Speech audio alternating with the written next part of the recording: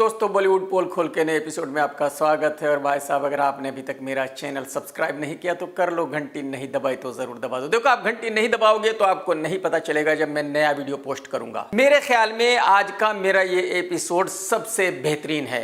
लंबा है लेकिन कमाल है। एक एक न्यूज सुनकर आपका दिल गार्डन गार्डन हो जाएगा, आप मोर की तरह नाचने लगोगे। लेकिन भाई साहब, आपसे रिक्वेस्ट है कि आज हेडफोन्स लगा लीजिए, क्योंकि इस वीडियो में बहुत ज्यादा मां बहन होने वाली है। वैसे तो तेलुगु फिल्मों का हर एक्टर अपने आप को हिंदुस्तान का सबसे बड़ा सुपरस्टार मानता है, लेकिन तेलुगु फिल्मों का एक एक्टर है जिसका नाम है रामचरण। इसने एक दो हिंदी फिल्में की हैं और जो भी की है सुपर डुपर डिजास्टर रही। कुत्ता भी देखने नहीं गया इसकी फिल्म को। अब इसकी एक तेलुगु फिल्म आ रही है जिसका नाम है गेम चेंजर, और इस फिल्म की हीरोइन है कियारा एडवाणी। और रामचरण ऐसा मानता है कि इससे बड़ी पैन इंडिया फिल्म आज तक हिंदुस्तान में बनी ही नहीं। यानी कि बाहुबली भी इस फिल्म के सामने कुछ नहीं, KGF 2 भी इस फिल्म के सामने कुछ नहीं। मैं आपको ये बता दूं कि ये ओरिजिनल फिल्म बनी है तेलुगु में और डब होकर हिंदी में रिलीज होगी। यही वजह है कि इस फिल्म का हिंदी बेल्ट में भी जमकर प्रमोशन किया जा रहा है। रामचरण की इस फिल्म का हिंदी टीजर रिलीज किया जाएगा लखनऊ में, क्योंकि रामचरण का ऐसा मानना है कि भाई दिल्ली मुंबई में तो सभी रिलीज करते हैं, वो लखनऊ जाएगा क्योंकि यूपी में उसके बहुत ज्यादा फैन हैं। अरे भाई साहब, रामचरण साहब, कौन सी दुनिया में हो आप? भाई साहब, कौन सा माल लेते हो? जो माल आप लेते हो हमें भी बता दो, हमें भी लेना है वो माल। भाई साहब, 2.5 फीट 3 इंच हाइट और 50 kg वजन वाले बटले वरुण धवन को तो आप सभी जानते हैं, और ये बात मैं खुद पता नहीं कितनी बार बता चुका हूं कि इस बटले भाई की एक फिल्म रिलीज होने वाली है जिसका नाम है बेबी जॉन। ये फिल्म रिलीज होगी क्रिसमस पर। इस फिल्म के प्रेजेंटर हैं कल्लुओं के कल्लू एटली कल्लू भाई। एटली कल्लू भाई ने एक तमिल फिल्म बनाई थी जिसका नाम है थेरी। ये फिल्म 2016 में रिलीज हुई थी और बेबी जॉन इसी फिल्म का ऑफिशियल रीमेक है। आप सभी अच्छी तरह जानते हैं कि अब कोई भी रीमेक फिल्म हिंदी सर्किट में नहीं चलती। जो हिंदी दर्शक हैं वो किसी भी रीमेक फिल्म को देखने के लिए तैयार नहीं है, और जो लोग फिल्म थेरी देख चुके हैं उनको इस फिल्म की कहानी अच्छी तरह याद है। तो एक्चुअली फिल्म बेबी जॉन की कहानी यह है कि इस फिल्म में 2 वरुण धवन हैं। आप अंदाजा लगाइए, एक वरुण धवन लोगों से देखा नहीं जाता, लेकिन भाई साहब इस फिल्म में 2 वरुण धवन है। एक है इंस्पेक्टर और एक है टपोरी। तो एक्चुअली वरुण धवन, जॉन की बेटी किडनैप हो गई है और बस उसी को वरुण धवन ने बचाना है। अगर आपको याद हो तो इसी फिल्म से इंस्पायर होकर जॉन अब्राहम भी एक फिल्म बना चुका है जिसमें वो लड़की को बचाता है। और मैं आपको ये भी बता दूं कि जबकि फिल्म थेरी को डायरेक्ट किया था एटली ने खुद, लेकिन बेबी जॉन को डायरेक्ट कर रहा है एटली का असिस्टेंट। यानी कि एटली कल्लू भाई इस फिल्म को सिर्फ प्रेजेंट कर रहा है। यानी कि एटली का ऐसा मानना है कि वो हिंदी दर्शकों के लिए इतना बड़ा सुपरस्टार है, इतना बड़ा फिल्म मेकर है कि जब हिंदी दर्शक देखेंगे कि भाई एटली ने इस फिल्म को प्रेजेंट किया है तो वो अपने घर बार मकान दुकान बेचकर इस फिल्म को देखने जाएंगे। अरे कल्लू भाई, कुछ तो खौफ खाइए, कुछ तो रहम कीजिए। क्या क्या सोच रहे हो दोस्त? अब आप ये जरूर पूछेंगे कि एटली कल्लू भाई तो कोई भी ओरिजिनल फिल्म बनाता नहीं है, तो थेरी की स्टोरी इसके पास कहां से आई थी? एक्चुअली बहुत जमाने पहले डायरेक्टर राजा मौली ने एक तेलुगु फिल्म बनाई थी जिसका नाम था विक्रमार कुद्दू।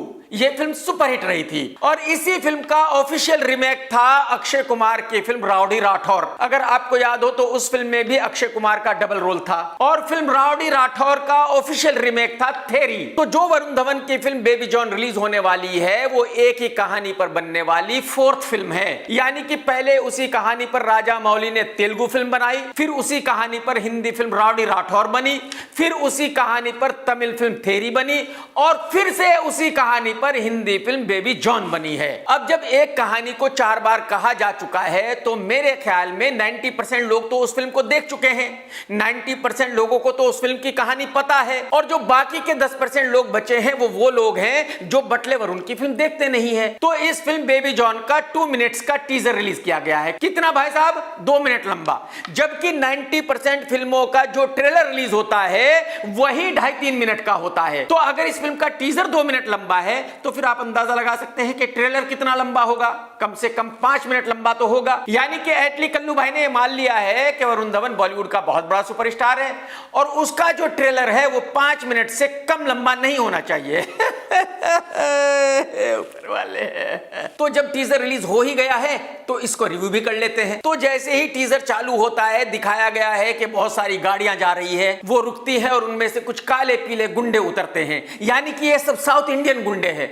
फिल्म हिंदी में बनी है, फिल्म मुंबई में बनी है, लेकिन गुंडे साउथ इंडियन है। क्योंकि इस फिल्म का जो प्रेजेंटर है वो कल्लुओं का कल्लू कल्लू भाई एटली है। अब इसके आगे दिखाया जाता है कि जंगल में पुलिस कुछ ढूंढ रही है, एक पुतला सा है जो एक बच्ची की आवाज आती है, उसके पैर दिखाए जा रहे हैं, एक जगह बहुत सारे लोग जमा है, कुछ हो रहा है। अब एक गाड़ी के अंदर कोई है, उस पर भीड़ हमला कर देती है। अब बच्ची को फिर से दिखाया जाता है जो बेड पर कूद रही है और उसका थोड़ा थोड़ा चेहरा दिखाया जाता है। अब एक गुंडा आता है, फाइट चालू होती है और वरुण धवन साइकिल के पीछे गिरता है। एक फिल्म में मिथुन दा भी साइकिल के पीछे गोलियों से बच रहा था, ठीक उसी तरह वरुण धवन साइकिल के पीछे है यहाँ पे। लेकिन यहाँ भी वरुण का पूरा चेहरा नहीं दिखाया गया है, अभी भी छुपाया गया है, क्योंकि एटली को ऐसा लगता है कि जो लोग टीजर देख रहे हैं उनको ये तो पता ही नहीं है कि इस फिल्म का हीरो वरुण धवन है। भाई इस फिल्म का तो हीरो शाहरुख खान है, एटली तो खाली ऐसे ही बता रहा है कि वरुण धवन है। अबे भाई साहब, अरे भाई साहब, आप क्या सोच रहे थे टीजर काटने से पहले? बता दो मुझे भाई साहब, कौन सा माल लिया हुआ था आपने? अब फिर से कुछ सीन जाते हैं, एक बंदा है, कोई अपने गले में कुछ माला पहन रहा है, कुछ गाड़ियां जा रही है, कहीं ब्रिज से गाड़ियां गुजर रही है। अब एक बंदा कंधे पे ऐसे कुछ डाल रहा है, चल रहा है, और इसके बाद एकदम एक आग का गोला फटता है और उसमें से वरुण धवन निकलता है।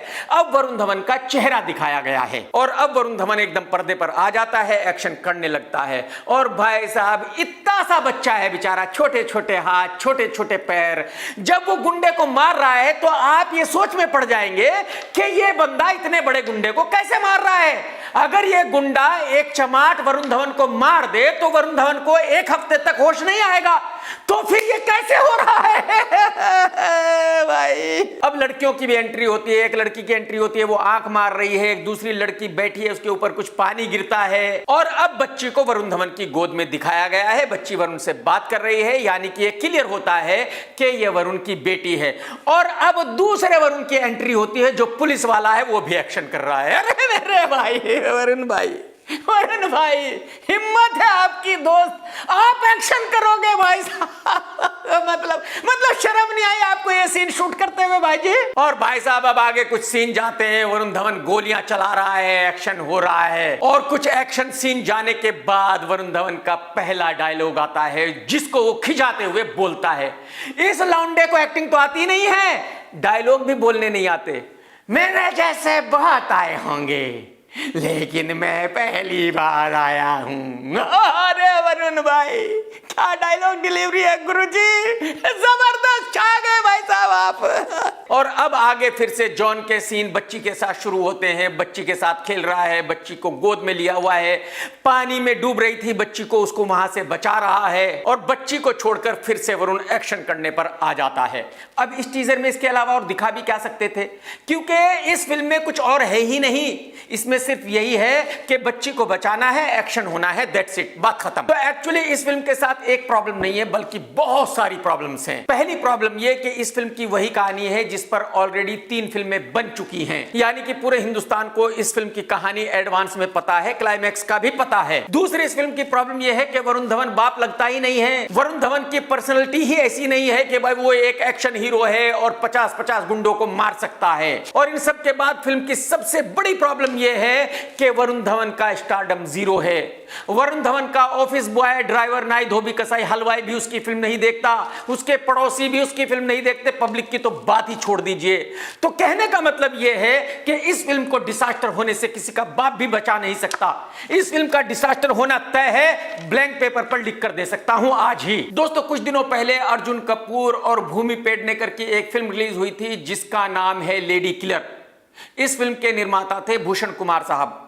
अब टी सीरीज ने ऑफिशियली ये बताया है कि भाई ये फिल्म 50 करोड़ रुपए में बनी थी और जब ये फिल्म रिलीज हुई थी तो सिर्फ 500 टिकट बिके थे इस फिल्म के और वो 500 टिकट टी सीरीज ने खुद ही खरीदे थे। कहने का मतलब ये है कि बॉलीवुड के इतिहास की वो पहली फिल्म है जिसका एक टिकट भी नहीं बिका, यानी कि पब्लिक ने इसका एक टिकट भी नहीं खरीदा था।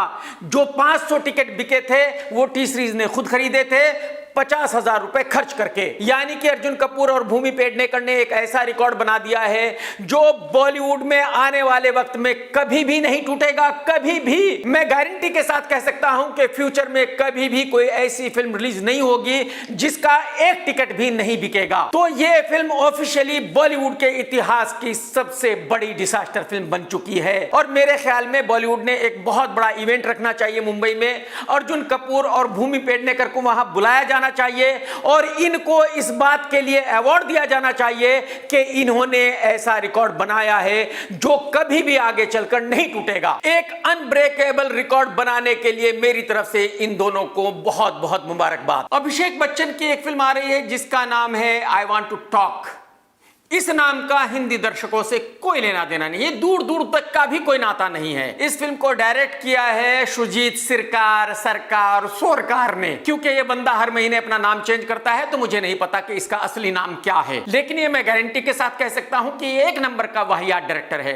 ये वही डायरेक्टर है जिसने फिल्म अक्टूबर बनाई थी, ये वही डायरेक्टर है जिसने गुलाबो सिताबो बनाई थी। तो अगर अभिषेक बच्चन ने एक ऐसे वाहियात डायरेक्टर की फिल्म की है तो कुछ सोच कर ही की होगी। इस फिल्म में अभिषेक बच्चन को बीमार दिखाया गया है और पब्लिक बीमारों की फिल्म बिल्कुल नहीं देखती। बहुत बड़े डायरेक्टर एसएलबी ने एक फिल्म बनाई थी गुजारिश ऋतिक रोशन के साथ। ऋतिक रोशन उस फिल्म में बीमार था और भाई साहब कुत्ता भी देखने नहीं गया था उस फिल्म को। कुछ ऐसी ही बीमार टाइप फिल्म थी एसआरके की जीरो और आपको पता है कि फिल्म सुपर फ्लॉप रही थी। कहने का मतलब यह है कि पब्लिक को बीमारों की फिल्म देखने का कोई इंटरेस्ट नहीं है। जैसे ही ट्रेलर शुरू होता है दिखाया गया है कि अभिषेक बीमार है, एक लड़की उसको कुछ बोलना सिखा रही है, से आर, से ओ, से दिस, से दैट। यानी कि इस पहले सीन से ये कंफर्म हो जाता है कि फिल्म बीमारों की फिल्म है और सिर्फ बीमार ही इस फिल्म को देख सकते हैं। जो सेहतमंद है उनका इस फिल्म से कोई लेना देना है नहीं। लड़की की बोलचाल से पता चलता है कि ये भी बंगाली है और मेरे ख्याल में अभिषेक बच्चन भी फिल्म में बंगाली ही बना है। अब अभिषेक बच्चन की आवाज आती है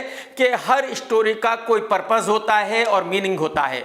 पर्पस ये कि जिन लोगों को मैंने हर्ट किया है उन सबको मैंने सॉरी बोलना है और मीनिंग क्या है वो मुझे भी नहीं पता। भाई साहब बिल्कुल सही कहा आपने। अगर आपको किसी कहानी का मीनिंग पता होता तो आप ये फिल्म करते क्या? यही क्यों जो फिल्में आपने की है अभी तक वो फिल्में करते क्या?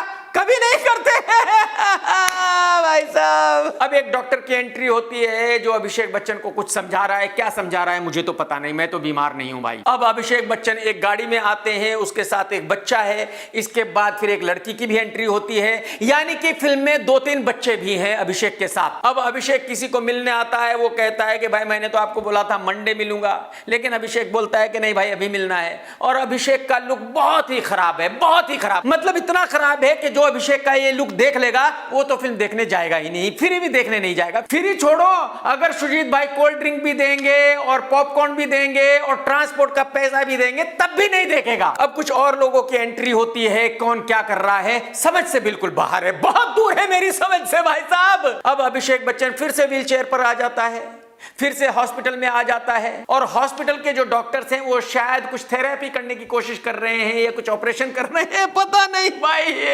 अब फिर से अभिषेक और एक डॉक्टर का डिस्कशन है। अभिषेक बता रहा है कि भाई जब मरने का टाइम आएगा तो मैं खुद ही आ जाऊंगा, कुछ तो कह रहा है, और डॉक्टर भी कुछ कह रहा है कि मैं अपने दरवाजों के ताले चेंज कर दूंगा। कुछ तो हो रहा है, कुछ तो कहा जा रहा है। किस सीन का क्या मतलब है, किस डायलॉग का क्या मतलब है वो मेरी समझ में नहीं आ रहा है। अब फिर से आगे कुछ सीन जाते हैं, अभिषेक कहीं जा रहा है, कहीं गाड़ी से उतर रहा है, कहीं हाथ में बैग लेकर जा रहा है। एक फॉरेनर औरत की भी एंट्री होती है, वो भी कुछ कह रही है। इस फिल्म के राइटर हैं रितेश शाह, वही रितेश शाह जिसने अपनी लाइफ में एक से एक वाहियात फिल्म लिखी है। भाई साहब ये ट्रेलर देखकर मैं ये कह सकता हूं कि इसको ट्रेलर कहना बिल्कुल गलत है, इसको चुतियापा कहा जाए तो बिल्कुल परफेक्ट है। मैं आपको ये बता दूं कि इस फिल्म को शूट किया गया था अमेरिका में 2022 में जब कोरोना चालू था। और तब से अब तक शुजीत सरकार इस फिल्म को किसी कॉर्पोरेट हाउस को बेचने की कोशिश कर रहा था। सभी कॉर्पोरेट हाउसेस ने इस फिल्म को देख लिया और सबने हाथ जोड़ लिया शुजीत के सामने। उन्होंने कहा कि सर आप बहुत बड़े फिल्म मेकर हो, आप हॉलीवुड के फिल्म मेकर हो, आपने जो ये फिल्म बनाई है ये मार्स पर ही चल सकती है, जमीन पर नहीं चल सकती, तो हमें ये फिल्म नहीं खरीदनी है। और यही वजह है कि अब शुजीत इस फिल्म को खुद ही रिलीज कर रहा है। ये ट्रेलर देखने के बाद मैं 1000% गारंटी के साथ कह सकता हूं कि इस फिल्म को डिजास्टर होने से कोई बचा नहीं सकता, कोई रोक नहीं सकता। अगर भगवान खुद नीचे आ जाए जमीन पर इस फिल्म को देखने के लिए, तब भी ये फिल्म फ्लॉप ही होगी, तब भी नहीं चल सकती। ये तो आप सभी जानते हैं कि आमिर खान और किरण राव का डिवोर्स हो गया था तकरीबन 3 साल पहले। और अब एक इंटरव्यू में किरण राव ने कहा है कि तलाक के 3 साल के बाद मैं बहुत खुश हूं, जिंदगी बहुत सही हो गई है। अब आमिर और मैं एक दूसरे का बहुत ज्यादा रेस्पेक्ट करने लगे हैं, एक दूसरे को बहुत ही ज्यादा प्यार करने लगे हैं। और यही वजह है कि हम अपने बेटे आजाद की परवरिश बहुत अच्छे से कर पा रहे हैं, दोनों मिलकर कर रहे हैं। अब किरण राव से मेरा सवाल फिर वही है कि मैडम जी, अगर आमिर खान और आप एक दूसरे को इतना प्यार करते हैं तो फिर तलाक की क्या जरूरत पड़ गई थी, अलग होने की क्या जरूरत पड़ गई थी? मतलब अलग सिर्फ इसलिए हुए हो कि गुलछर्रे उड़ाने हैं, मौज मस्ती करनी है, तू किसी के भी साथ सो मैं किसी के भी साथ सो, बस सिर्फ ऐश करने के लिए ही तलाक लिया है और कोई वजह नहीं थी तलाक की? अगर आप लोग इस तरह की हरकतें करके और ऐसे बयान देकर ये सोचते हो कि पब्लिक आपको बहुत ही कूल समझती है, बहुत ही अच्छे इंसान समझती है, तो आपको बहुत गलतफहमी है, बहुत बड़ी गलतफहमी है, आप यकीन कीजिए। क्योंकि हकीकत यह है कि पब्लिक अच्छी तरह जानती है कि आप लोग कितने नंगे हो। मतलब आप सोचिए कि मौज मस्ती के लिए आपने डिवोर्स लिया है, हालांकि एक दूसरे को आप अभी भी बहुत प्यार करते हो, एक दूसरे का आप अभी भी बहुत रेस्पेक्ट करते हो, एक दूसरे के साथ अभी भी आप मिलते जुलते हो, एक दूसरे के साथ अभी भी आप रहते हो, बस फ्री हो मौज मस्ती करने के लिए, दैट्स इट। बस आपने डिवोर्स लिया था सिर्फ इतनी सी आजादी के लिए कि आप किसी भी लड़के को घुमाएं और आमिर किसी भी लड़की को घुमाएं, दैट्स इट। आप एक दूसरे से पूछ नहीं सकते कि आप ये क्या कर रहे हो। कमाल है आप लोगों के मैडम जी, कुछ तो मर्यादा रखिए, कुछ तो खौफ खाइए, कुछ तो शर्म कीजिए। दोस्तों, रणबीर कपूर और आलिया भट्ट का एक वीडियो वायरल हो रहा है। रणबीर के बालों में कुछ लगा है, आलिया उसको हटाना चाहती है, लेकिन रणबीर फौरन ही आलिया का हाथ पकड़ लेते हैं कि नहीं, मेरे बालों को मत छुओ।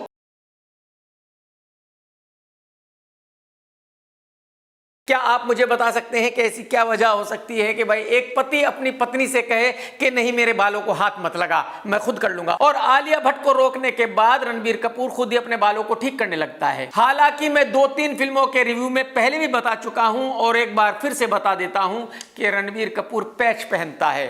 रणबीर कपूर के वो असली बाल नहीं है।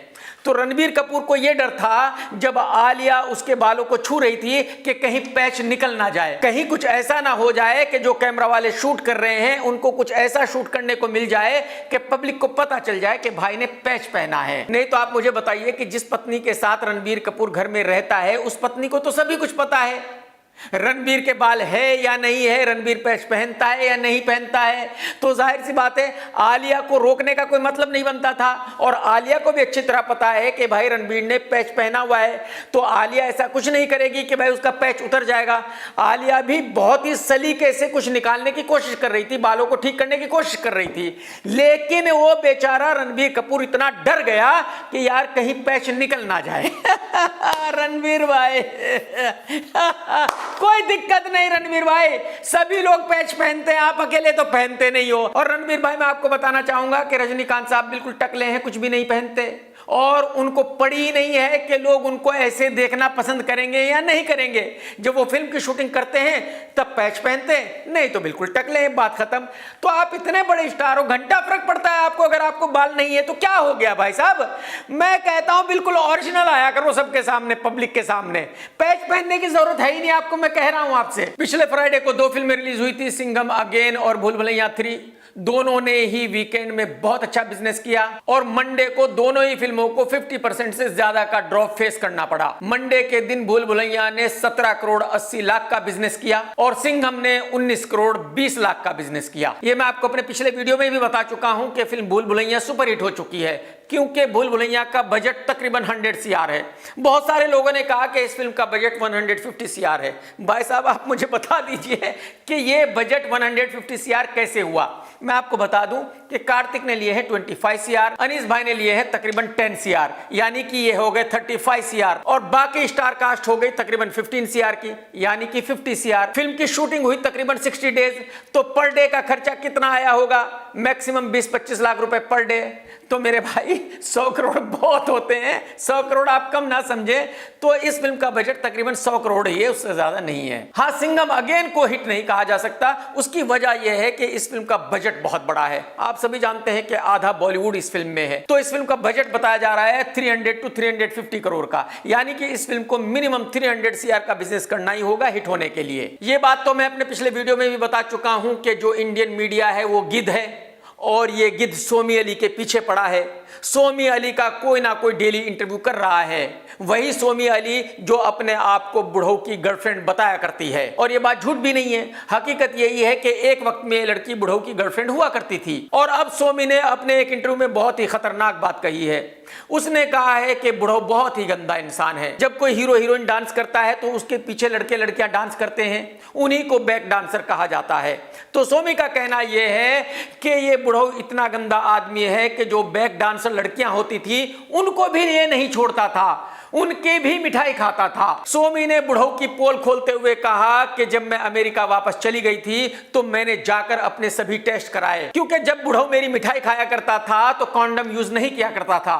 किसी के भी साथ जब वो कुछ करता था तो कॉन्डम यूज नहीं करता था, यानी कि अनसेफ तरीके से मिठाई खाया करता था। और यही वजह है कि मुझे बहुत डर लग गया था कि हो सकता है कि इसको कुछ बीमारी लग गई हो और वो बीमारी मुझे भी लग गई हो। यही वजह है कि अमेरिका जाते ही सबसे पहले मैंने अपने सभी टेस्ट कराए थे कि मैं ठीक हूं या मुझे कुछ बीमारी लग गई है। सोमी बुढ़ऊ को इस तरह से जलील इसलिए कर रही है क्योंकि उसने ये मान लिया है कि वो बूढ़ी हो चुकी है, अब बॉलीवुड में उसके लिए कुछ बचा नहीं है। शायद सोमी ने यह भी मान लिया है कि बस ये उसका आखिरी वक्त है और यही वक्त है कि उसको सब कुछ दुनिया को बता देना चाहिए। ये मैं आप लोगों को पहले ही बता चुका हूं कि मेरा ये 100% मानना है कि सोमी मेंटली डिस्टर्ब है और किसी भी वक्त कुछ भी उस लड़की के साथ हो सकता है। पिछले हफ्ते 2 फिल्में रिलीज हुई थी और मैंने दोनों ही फिल्मों का रिव्यू किया था, और आप में से बहुत सारे लोगों ने उन रिव्यूज पर कमेंट्स करके ये कहा कि मैंने पैसे खा लिए हैं। तो अगर मैंने फिल्म के बारे में ठीक ठीक कहा तो मैंने पैसे खा लिए हैं, और अगर मैं कहता कि फिल्म अच्छी नहीं है तो फिर कहते कि इसको तो पैसे नहीं मिले। तो जो लुक्खे इस तरह के कमेंट्स करते हैं, मैं उन लुक्खों से सिर्फ इतना जानना चाहता हूं कि बस ये 2 ही चीजें हैं, या तो पैसे मिले हैं और या तो पैसे नहीं मिले हैं।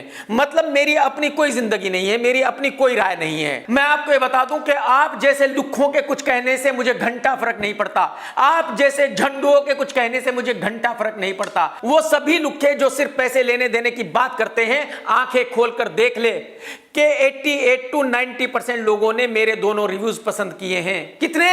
88 to 90%।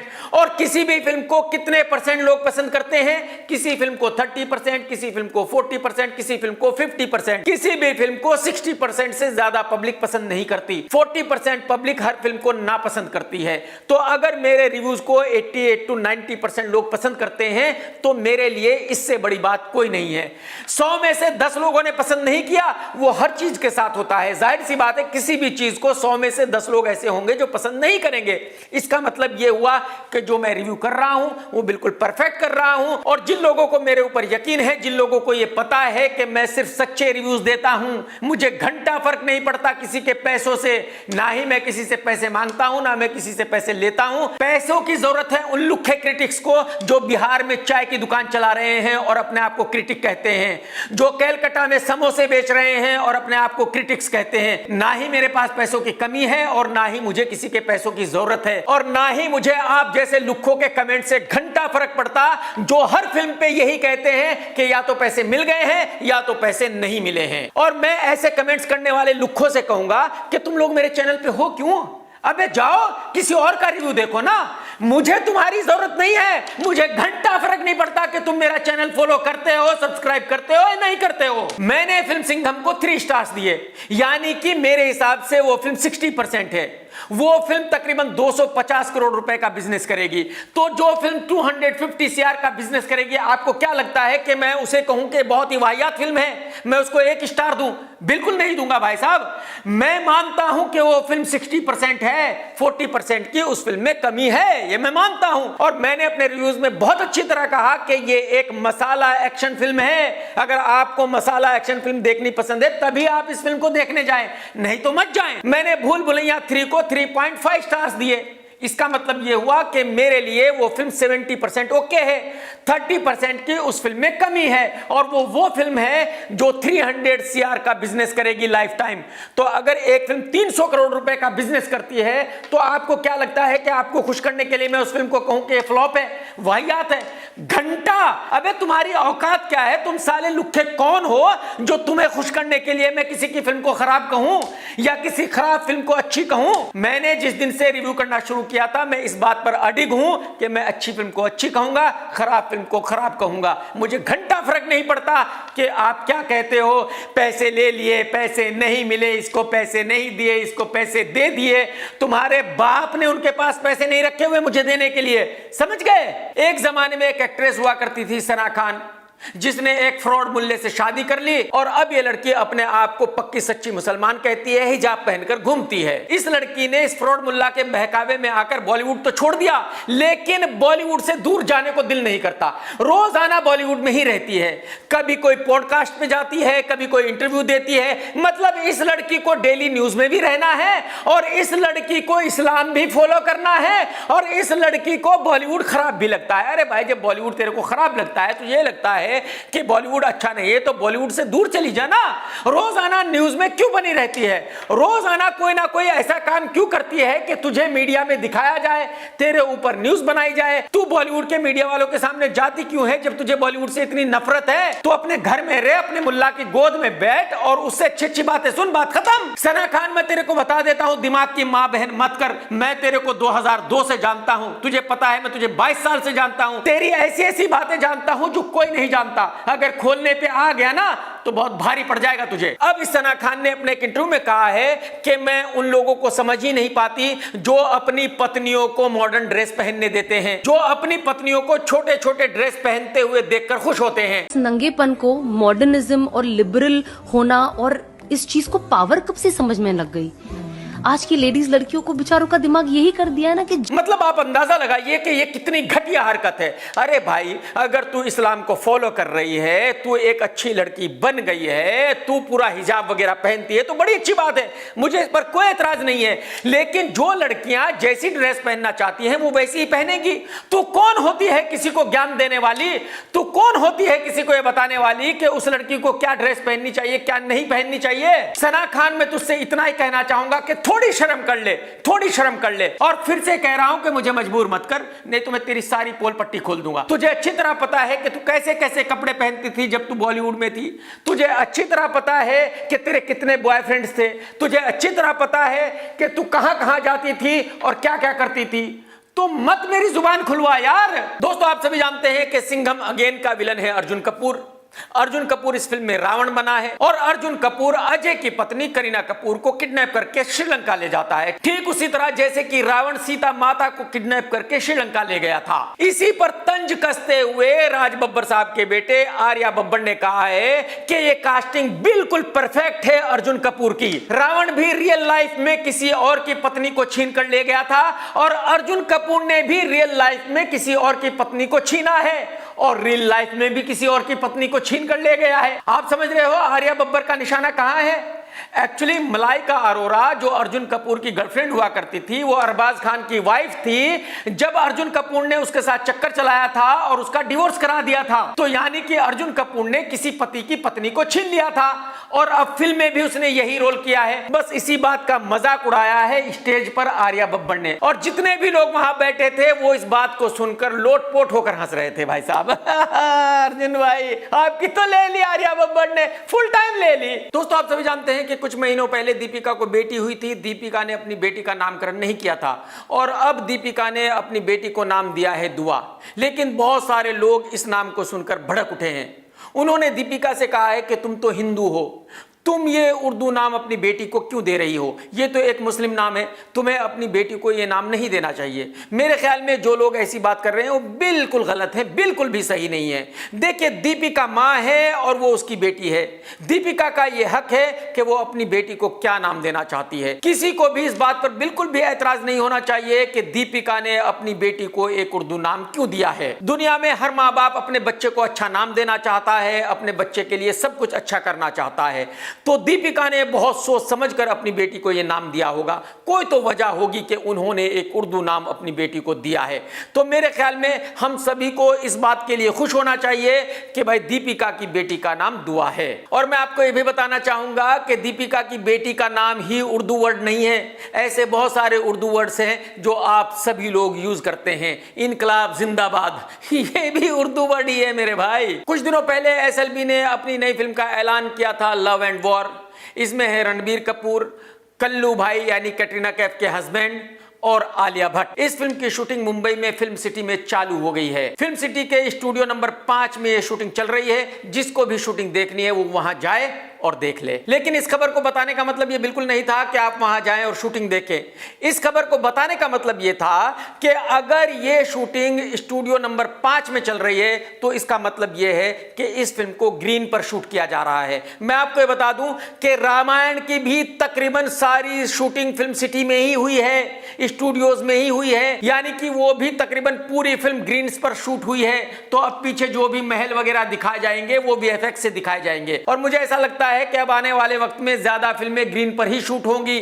जो बड़े बड़े सेट लगाए जाते थे वो सेट लगने बंद हो जाएंगे। अब किसी को सेट लगाकर पैसे खर्च करने की जरूरत ही नहीं होगी, क्योंकि आज की तारीख में टेक्नोलॉजी इतने आगे पहुंच गई है कि ग्रीन पर शूट करके पीछे कुछ भी लगा सकते हो, कुछ भी दिखा सकते हो। घंटा फर्क नहीं पड़ता कि आपने ग्रीन पर शूट किया है या रियल लोकेशन पर शूट किया है। और आप सभी जानते हैं कि एसएलबी की फिल्मों के लिए हमेशा बहुत बड़े बड़े सेट लगा करते थे। तो मेरे ख्याल में एसएलबी के लिए तो ये बहुत अच्छी बात हो गई है कि उसको अब सेट लगाने की जरूरत नहीं है, ग्रीन पर शूट करेगा और पीछे बड़े बड़े महल दिखा देगा, बात खत्म। दोस्तों, लास्ट फ्राइडे को फिल्म सिंघम अगेन रिलीज हुई थी, जिसमें विलन का रोल किया है अर्जुन कपूर ने।